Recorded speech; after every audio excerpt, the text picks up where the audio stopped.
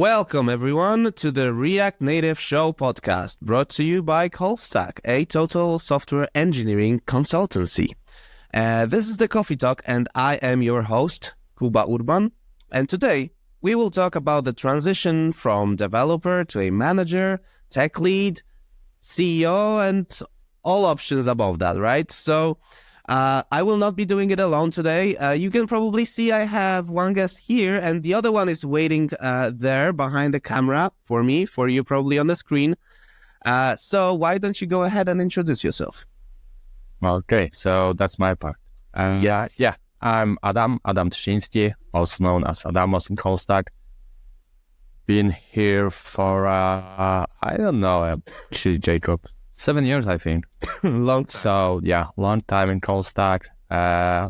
Did my due diligence over here. Started with React Native 0.20, I think, something like so. So, junior dev for life, and then climbing my way up. And right now, I'm a hybrid, I think, actually, because half time I'm like a tech lead and a senior React Native developer in Callstack. And the other half, I'm on a position of dev manager, delivery manager. So I'm taking care of the people. And yeah, that's it for now. Awesome. Thank you very much, Adam. Kuba is my second guest. So Kuba, go ahead and say hi to everyone. Hello, everybody. So I'm Kuba, or Jakub, or however you want to go about that. I've been with Callstack for almost 3 years, so not as long as Adamos, for sure. But I have been working as a lead for almost 2 years, and for 1 year as a umbrella lead for one of our projects, looking after people of all the streams that we have with that client. Been working with React for, I want to say 7-8 years, something like this. Also started as a junior, came to Callstack as mid, and then currently working as a React Native expert and leading a project. So mostly focusing on calls. Yeah, actually. That's a really nice summary. Do you have that on your resume? Yes, professional cheerleader. I think this is a very much underappreciated position. You know, we all need such people. we will meet expert. Oh yeah, awesome. Thank you for that, guys. Yeah, I think there are a few things that we are curious about. I mean, I'm talking on behalf of our audience. So maybe Kuba, you said that one of the things you do, you act as a umbrella lead, right? Or you have umbrella position. What does that mean? Can you explain to us? Yeah, so essentially with a big enough project, you end up having more than one work stream, which ends up being more than one internal team working for the client. This can be either working for different applications within what client offers, or working on different aspects of development, be it DevOps or front-end or back-end or whatever. So what I do is essentially make sure that all of those streams are connected, that they are sharing knowledge, that I also have the context for all that, so that in case something crosses over, because this happens actually on a weekly basis almost, I can pretty easily find a person to get things done pretty quickly, and I also can support them when talking to the client on like all possible levels. Right, so that's the idea, at least. Yeah, and then each stream has its own leader, right? That's why it's called umbrella lead, because they also have their own like tech leads or like dev leads, right? So when the storm starts, first raindrops hit you, the umbrella lead, and then you spread the knowledge around everyone else. Is that what you want to say?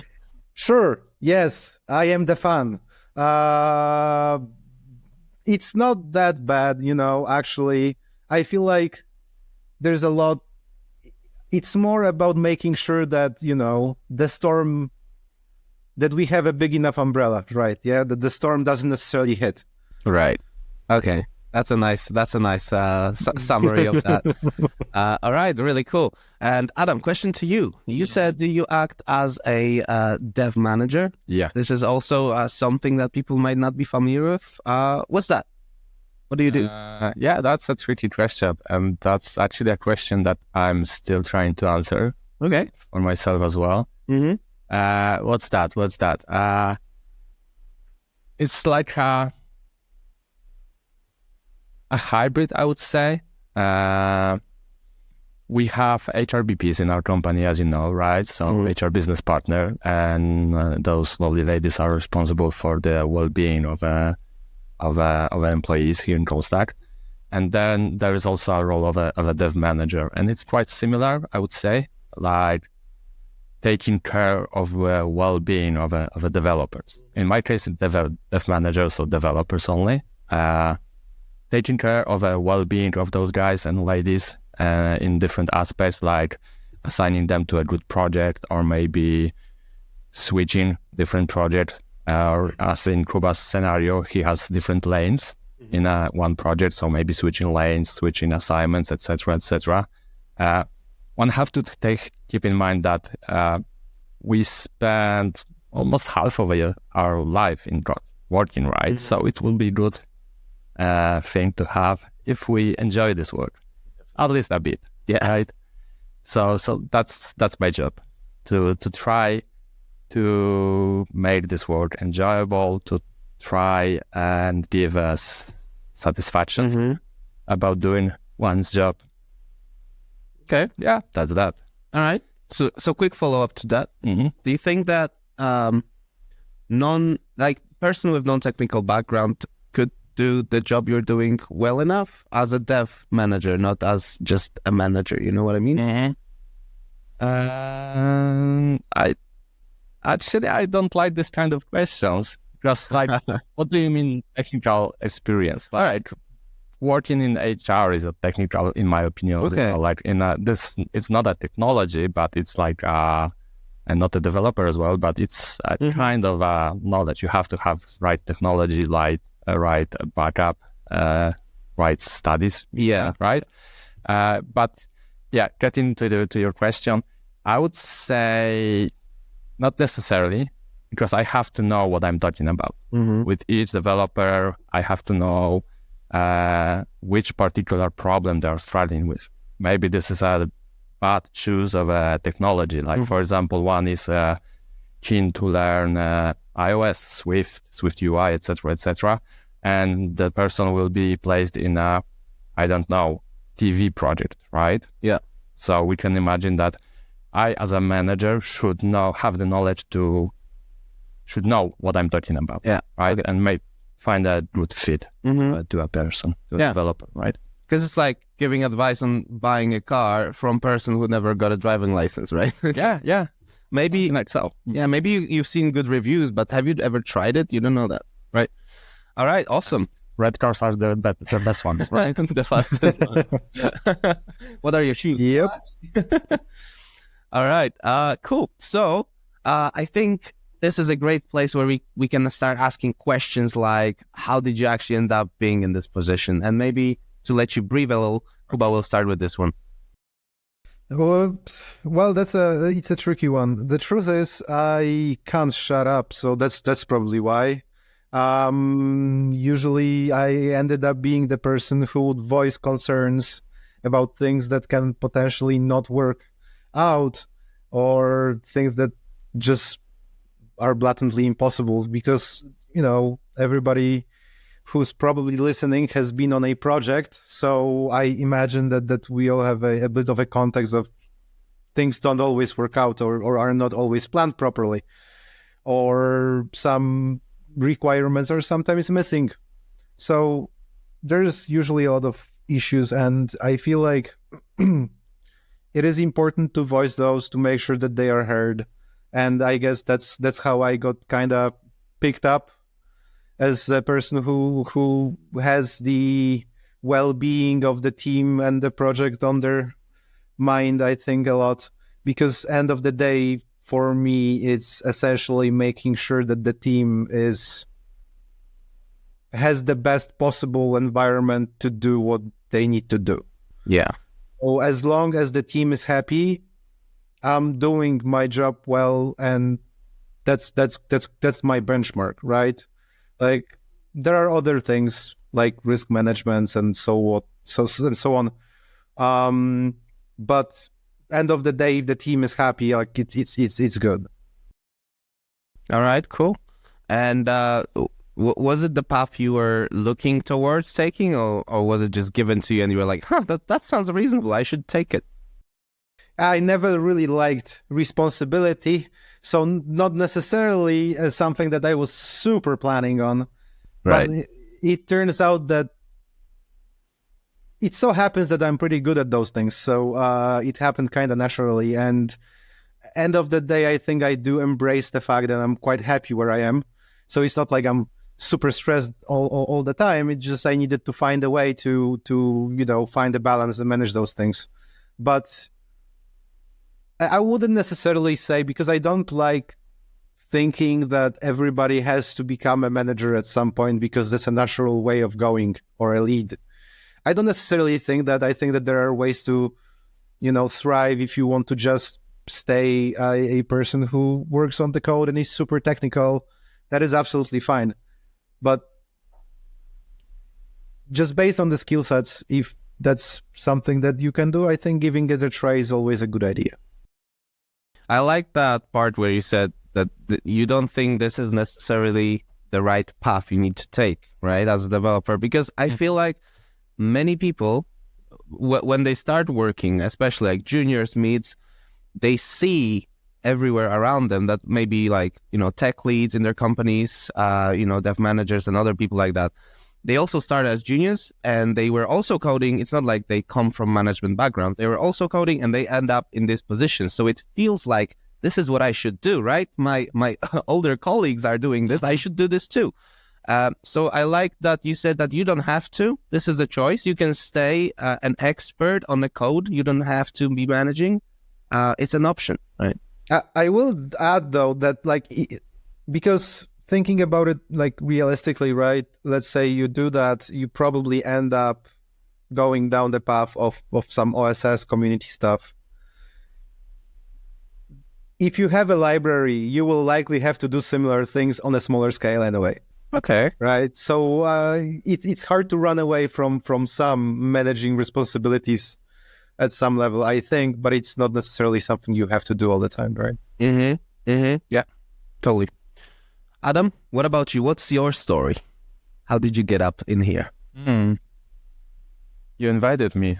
That is true. That is very true. Okay. But I guess you're talking about my role as a dev manager. So, quite long story, actually. And maybe going I was asked to do that. Like straight answer would be I was asked to do that because there was a demand for this kind of a position. I'm like a first dev manager in Callstack, so it's like I'm also a guinea pig of some kind of some sorts. But yeah, there was a demand that we felt that developers are not being taken care of in this good sense of this word, like not being taken care of good enough, like not being heard as well.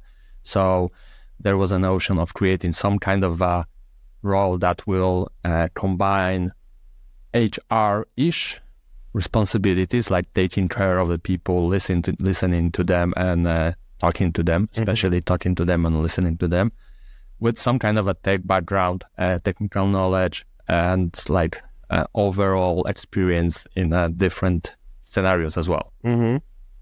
So I was asked to do that, to fill that role.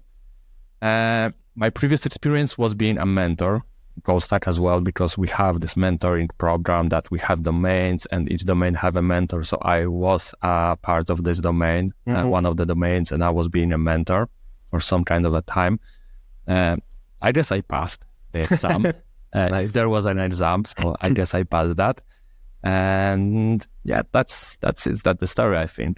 Weren't you afraid to take on a completely new role, like new for you and new for the company, and be the tester? Yeah, like hell, I would say.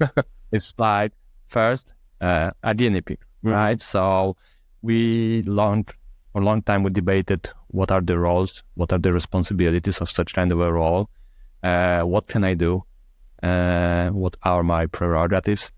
Also, I was afraid because oftentimes those conversations are going around the money as well. So how much one earns, and if we will be increasing the salary, or yes, no. So money, sensitive topic, right? Yeah. So that's that.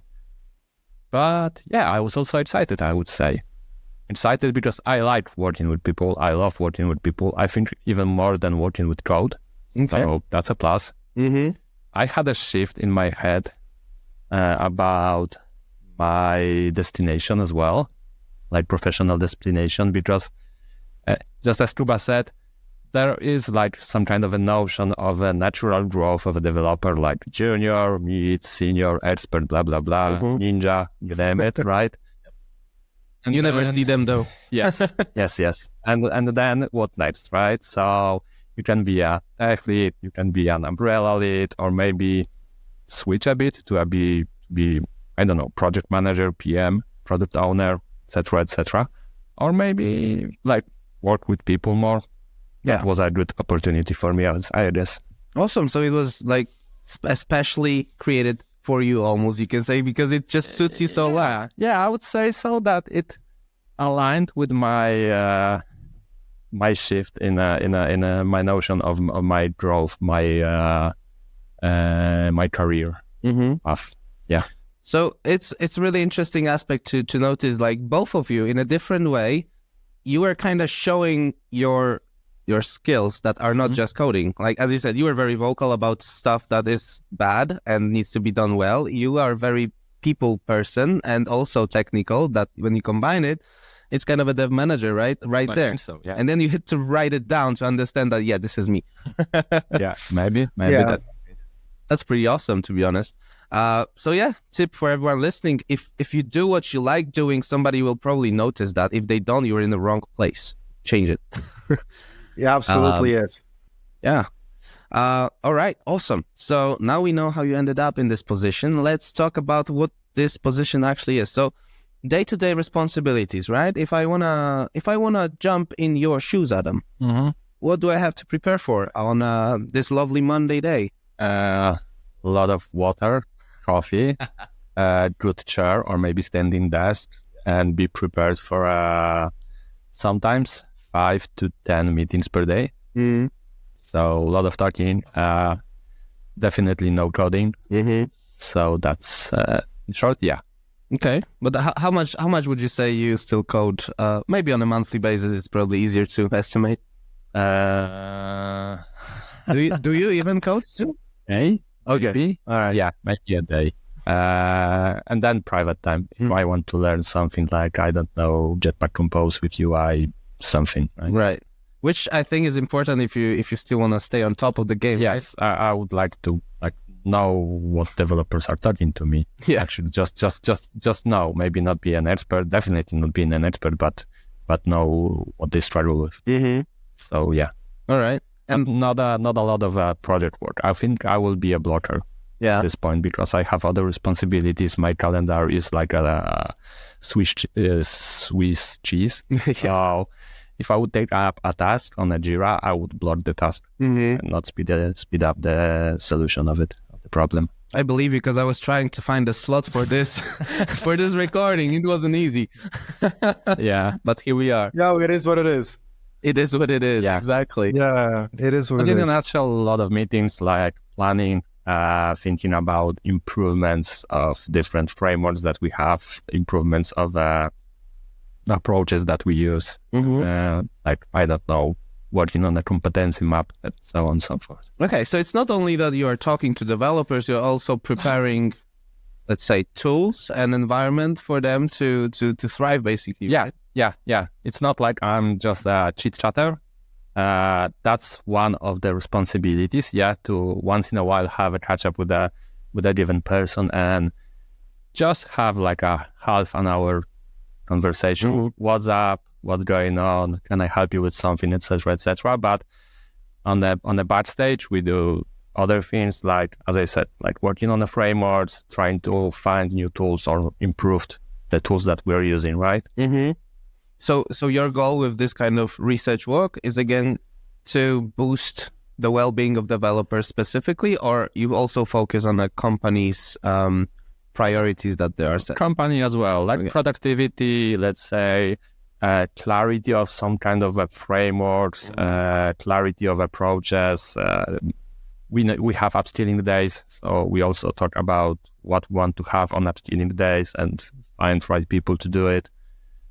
So yeah, like working on those tiny bits that we have and sometimes take for granted, but one have to think about those, one have to take care of them as well, right? Okay, See, that's really interesting. The thing with things taken for granted is that if the job is done well, it's not visible. That is how it's supposed to be. This is when you become the ninja. It's visible. Like when it's visible, it means you probably fucked up somewhere or something went really wrong, and people are now noticing that it's not okay, right? Or it used to be really bad and now it's fine, right? Then yeah, I mean, sure, of course. Yeah, but this is a really good point. Do you? I mean, probably you don't yet because you're too short on this position. But do you sometimes are afraid that maybe your work will not be appreciated at some point? I mean, not by your managers, but by people you work with on every day, with your, let's call it, pupils, which are developers. Maybe a bit. I on each meeting I try to state what's the role of this kind of a position, right? What's my role, and if I'm doing this okay or not, please talk to me. I'm always trying to be open on feedback, even try to implement some improvements when suggested. Not always, like everybody else, but yeah, I try to do my best. Haven't heard any complaints. So that's that. Interesting. Yeah, maybe somebody was afraid or not. I don't know. Hopefully not. Yeah, but yeah, I think obviously I'm still learning. I'm still learning how to talk with people, how to fix problems, how to solve the communication issues as well, because many problems comes down from communication issues. Yeah, so many. So yeah, still learning that as well. All right, I was just curious because, when you're a person who's giving all the time, it's sometimes easy not to take what you should get, right? As a, like, for example, appreciation. All right, thanks, Adam. Kuba, what about you? What is your day-to-day responsibility set? What do you have to do? You mentioned already some kind of risk management, for example, briefly, but yeah, probably one of these, right? Yeah. So if you look at like a regular day, there probably like half of the day will be calls, which it's not really about the calls, because this is also important to mention and to pin down here, because it's not about you need to have X amount of calls when you become a lead manager, etc., etc. It's just you need to know things. Like, however you find those things out, it's up to you. But calls are usually the best way to get the context, because it's extremely easy to find yourself in a confusing situation when you talk with two people separately and the things that you talk about are supposed to work together. It's just here to take those to just organize a quick call with those three people and get it done. Yeah. At least that's my approach. I know that there are people who prefer async more than that, but that's me. So calls is one thing. Second thing, catching up on what's new. So checking the communication with the client, checking if there aren't any concerning news. Sometimes something goes wrong, sometimes there's a bug. So just making sure that I know what's up as soon as possible and can relatively quickly figure out if we have a way to address that. Because again, I think it boils down, for me, it definitely boils down to whether my team is safe. And in order to make my team safe, I need to make sure that for whatever we're doing, we have all the information required. Everybody who is supposed to be informed is informed. We know if there's any deadlines or if there's any dependency on somebody we cannot influence directly, like another client's team, and so on and so forth. So if I see that anything like this happens, that's when I raise that with the team and we figure out how to address that. I don't usually make decisions a lot. Like, it happens sometimes, but it's mostly in situation when we are in a meeting with a stakeholder or a client and something has to be decided on the spot.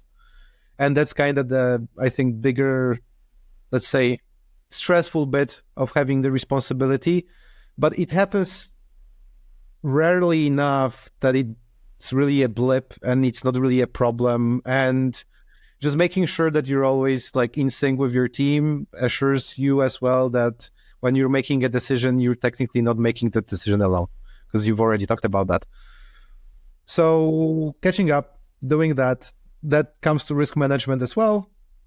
And then whatever like ad hoc stuff comes up, helping somebody with a troublesome PR reviewer or a PR review or APR, or figuring out a new problem in code from the architectural perspective. So I don't necessarily do feature work, because similarly to what Adamo said, I become a liability when I take up a feature work task, because I cannot tell anybody how much time I'm going to have in a given week to work on code. But I had like, you can set it up for yourself, essentially, I think. If I really wanted to, I could be doing a little bit more coding in areas which are in between the cracks. So like, I created some pipelines for the team to optimize their work. I consult on tech debt stuff that we're working on or we're supposed to work on, right? I also need to know the actual in-depth technical context, because I'm usually the first, since I know the context of wider clients, teams and stuff, and it's complex enough that it's pretty impossible for everybody to keep that up to date in their heads. So that's why we have me. But since I know that if there's a technical risk in any given request that we get, like I, for example, noticed that, I don't know, I've heard that the back office team will be implementing GraphQL now, and somebody told me that they will be delayed by a month because XYZ. So when a request comes that's related to that, I can have that context and I can already voice that concern at the beginning to whoever the request comes from, who sometimes doesn't have that knowledge either. Because you need to remember that on the client side, if you're working with a corporation that has thousands of people employed, they're not going to know what's going on inside their departments sometimes either very well. And that's normal. Yeah, it's right? like developer not knowing what's going on in every single file of the project, right? I mean, you know the stuff you worked on, other stuff you need to get to know somehow. Yeah, so I think like for developers, like more, let's say, directly, what I do is when they have a problem, I usually can pretty immediately give them a person to talk to solve that problem from the client side, which depending on the client, it might be easier or harder to do because we're working with a team of 150 people on their side. All right. So, you know, That's there's a big one. there's like a dozen of leads. There are architects, there are stakeholders, UX designers, product people. It's a lot. Which is also interesting that you're touching on this, because I was like, while you were talking, I was still thinking that your role would probably be like 100% different if you were working on a smaller project with like, let's say, team of 20 people. That's it. And our team is not bigger than 20 people. Unless you mean the client side. Yeah, that's what I mean. Like you still have to deal with everyone, not only the team, let's say the Callstack team, but you have to deal with everyone from the client as well. That's what I mean. That if there was no client side in this whole story, your role would probably be completely different because there wouldn't be so many dependencies to manage between teams and stuff like that. A lot of moving parts. Yeah, exactly. Yeah, you just have but you can also align things a little bit more easily and better. So Definitely. then I guess that kind of role is more, I think, focused on architectural stuff. Because you actually can influence things, right? You need to remember, like with bigger teams, you just cannot sometimes influence things, and that's it. Yeah, this is the part which is usually annoying for everyone working in big projects, right? That the stuff was done and you cannot change it because XYZ. That's it. And you know what? Actually, one thing that I really wanted to mention. So when I came to Callstack, I was like, I really had a lot of anxiety when it came to stuff like that, which is wild for me that I'm not doing what I'm doing. But, and it was actually, I personally think, because I was working with Maciej Trzciński, the like atmosphere in the project and the way that he was dealing with stuff showed me how I should be dealing with stuff, and that I don't need to worry about asking client questions or doing commenting stuff in PRs or whatever people can have anxiety for, which are different things because there are different people. So I really believe that one of the most important things for a leader is to show by example how to not feel, how to be chill in a project, because anxiety, I feel like, is our biggest enemy when it comes to communication, establishing good cooperation with people we don't know, and so on and so forth. So just wanted to throw it out there. Yeah, I think it's important because I feel like every developer, I mean, because this is our area, so I know about this one, probably more of that. But every developer sometimes deals with the, how's it called? The imposter syndrome. Which basically is anxiety. It's strong within us. Yeah, which is basically an anxiety about, do I know this stuff well enough to be talking about it? Do I know this stuff well enough to take on this task? Was my job done well enough? And, you basically described that, but on a bigger scale, right? You have to take care of everyone in the project to feel not like this, so that they can be confident that they can tackle all the problems they face, basically. Yeah, like people say a lot that there are no stupid questions, but like it's easy to say sometimes. And like the truth is that as long as you are working within a team that is shepherding a good working environment, you figure out that, well, the worst case scenario, I'm going to be wrong and I'm going to learn something new because somebody is going to actually tell me where I was wrong with that statement. And that is pretty great and pretty liberating, I think. Yeah. But if you're feeling like I'm going to ask this question and probably they're going to judge me and laugh at me, then you're going to never ask this question, right? So you have to have a good environment for that. That's on us to kind of make sure that people don't feel stupid. Like in each department of life, like not only at work, not only being a developer, but even, I don't know, learning roller skate. Yeah. Snowboarding, whatever. I can help. Nobody can be more doing outside Omega or something. Exactly. Yeah, but absolutely. Unfortunately, sometimes we just grow up or just live in a society which is not so open-minded, and you just learn to not ask stupid questions because, when I was a kid, people used to laugh at me because of that. And then it's going to stay with you. But I mean, you're programmers, just program it differently. I worked in companies and environments which were like, if you're wrong, you're stupid, right? So like that happens. Yeah. I would say try to look for a better one. I know everybody has a different situation, so not pushing anybody to anything. Like, don't go y'all and drop off your jobs today because of what I said, but have a standard for yourself. Yeah, that is true. All right, boys. Another question. Yeah. To both of you. So let's talk about the biggest challenge that you felt when switching from purely being developer to something else. Adamos, what do you think? Time management. For sure. Yeah. It's like, as I said, right now my calendar is a Swiss cheese, or even sometimes it's looking even worse. And a long time ago, when I was only coding in a galaxy far away, I could pick up a task from a Jira board and do some coding, move it to down another task, and that was life, right? Yeah. And now I have to not only learn to manage my time, but I have to learn to adjust to like meet others, right? Because I'm not only one person on a meeting. Sometimes it's just two people, then it's easy. But sometimes it's like half of the department or maybe my boss. Yeah. So I won't be able to talk to him. I won't join. Sometimes it's, I don't know, 5-10 people. So I have to adjust. I have to move my other tasks, my other responsibilities. So yeah, that's tough. And then the second one, and I think I'm quite okay with that at this point. Not the best one, but still learning, obviously, but Getting there.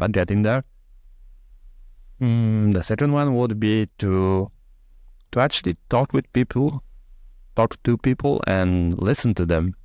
Listen to them, try to understand their point of view, because it's like super easy to judge somebody. Oh my God, this guy is not doing task on the project. Let's fire him. Easy, right?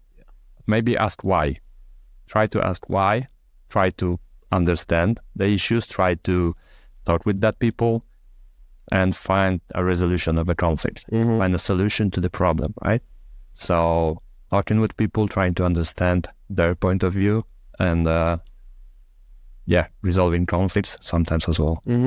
Which is really cool that you're saying that, you need to ask questions, because recently we had appraisals, right? So you were talking to many people, and I remember our discussion, and We had one. Yeah. and you collect feedback from Yes, people I that's work true. with, right? And there was a feedback that was kind of how do you say that? Like one feedback was saying that I'm doing this, and the other feedback was saying I'm not doing this, right? Yes. And this Yes. is the example of the situation that you need to ask what's going on, because it just doesn't make sense. Yeah. One have to ask is that somebody says that the person A is lazy, and the other coworker will say that this person is super hardworking. So what's the truth? Yeah. Right? Somewhere in the middle, we don't know where. So ask the questions, ask of the opinion of a given person. Why is that?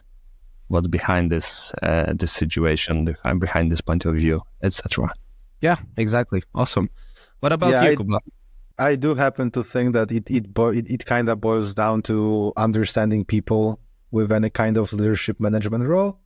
Because even if you are a leader for your team and you are working with a client, I mean, if you don't understand how people on the client side work, what they want, what are their actual motivations, they not always are the same as the companies.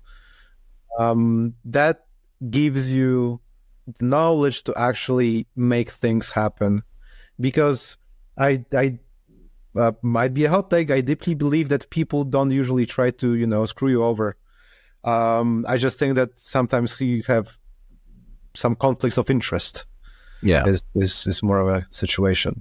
Or not all the information, right? Yeah, exactly. Totally.